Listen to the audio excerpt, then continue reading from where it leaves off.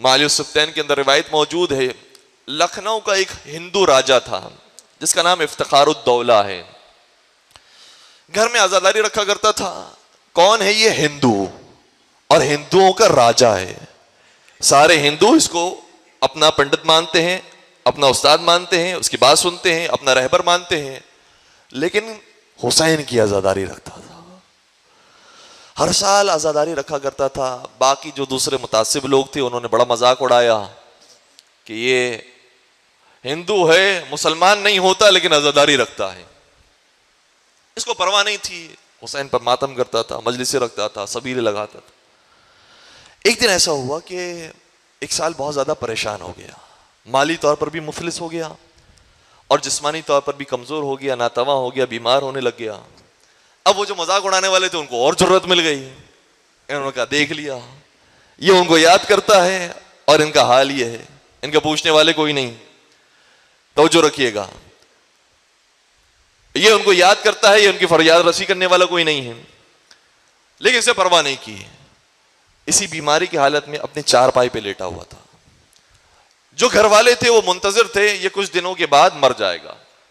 اتنی حالت خراب ہو گئی ہے، اتنا بیمار ہو گیا کہ مر جائے گا، عزاداری پر بھی یہ پیسہ نہیں خرچ کر سکا۔ جب مرنے والا تھا اور لوگ اسے چھوڑ کر چلے گئے تھے، گھر والے چھوڑ کر چلے گئے تھے، کہتا ہے کہ میں ایسی طاقت پا گیا کہ میرے بدن کے اندر وہ حرارت پیدا ہوئی کہ میں اٹھ کے بیٹھ گیا۔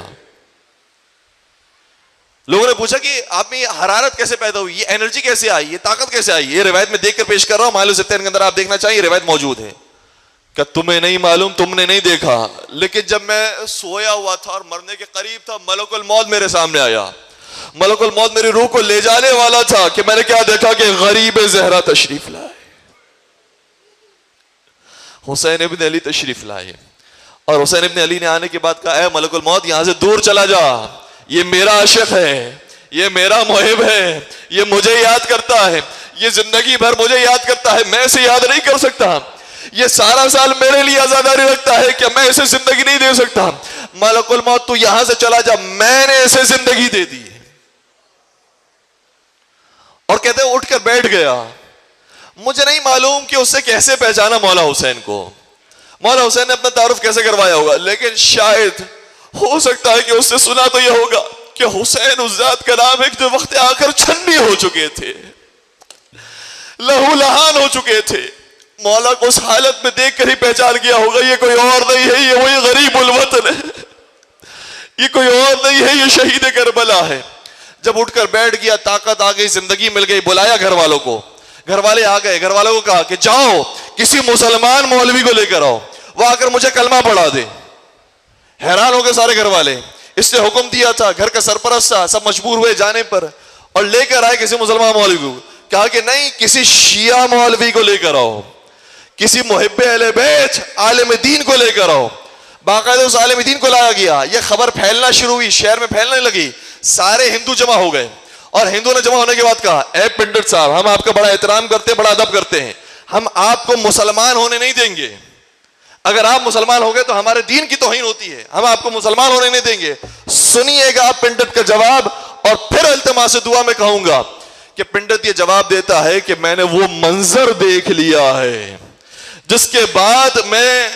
تمہیں ہندو ہونے پر مجبور نہیں کر سکتا، لیکن تم مجھے مسلمان ہونے پر بھی روک نہیں سکتے ہو اور ہندو رہنے پر مجبور نہیں کر سکتے ہو۔ کہا کیا دیکھا آپ نے؟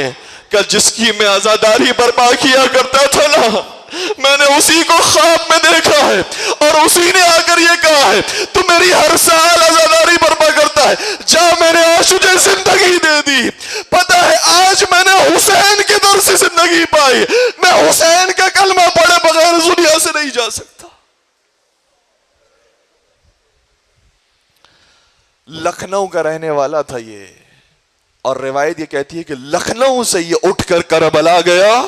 زندگی بھر کربلا میں رہا اور کربلا میں اس کو موت آئی۔ پروردگار ہر ایک کو ایسی موت نصیب فرمائے، پروردگار ہر ایک کو مولا امام حسین علیہ السلام کا قرب جوار نصیب فرمائے۔